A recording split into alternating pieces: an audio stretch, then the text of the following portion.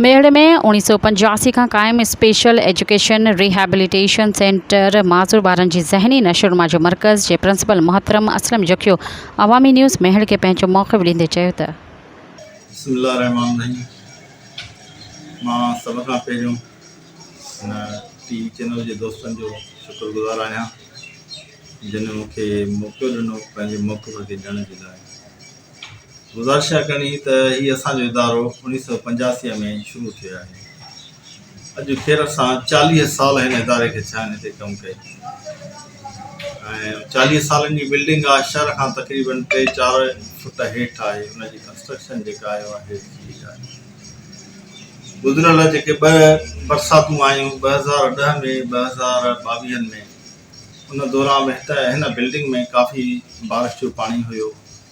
उनखे निकाल करायो, उन बिल्डिंग खे काफ़ी कमज़ोर कयो ऐं हिन महिल मौजूदा वक़्त में जेका हीअ बिल्डिंग आहे ठहियल, उहा गवर्नमेंट मेन प्राइमरी स्कूल जे अंदरि ठहियल आहे, जिते असांजो इदारो ठहियल आहे।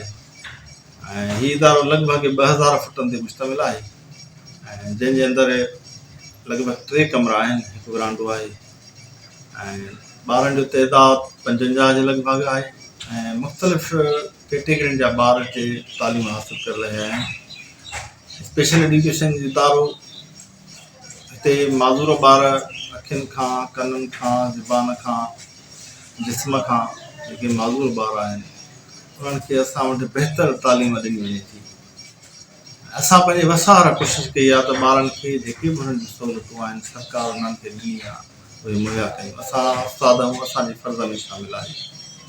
हिन महिल मौजूदा वक़्त में मां स्कूल में फ़र्श हणाए रहियो आहियां, छो त बारिश जो पाणी हिते बीह रहियो, जंहिं सबबु ॿारनि खे ॾाढी तकलीफ़ ऐं उन तकलीफ़ खे नज़र में रखंदे हिन जो सहन जो फ़र्श लॻी रहियो आहे।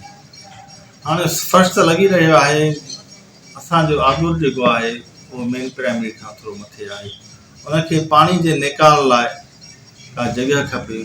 उहा निकाल लाइ पोयूं ग्राउंड आहे मेन प्राइमरी जो। कुझु दोस्त असांखे तंग पिया कनि त हीउ पाणी हेॾे न अचे। असांखे त ॿियो को ज़रियो नज़र न पियो अचे त पाणी केॾां ईंदो, छो त ॿिन्ही जो आगुर लॻभॻि हिक जेतिरो आहे। हुननि जी पुठा हुननि जो काफ़ी हुननि खे सहन आहे, हुननि जी पुठा जिते गंद किचिरो उछलाए वेंदो आहे।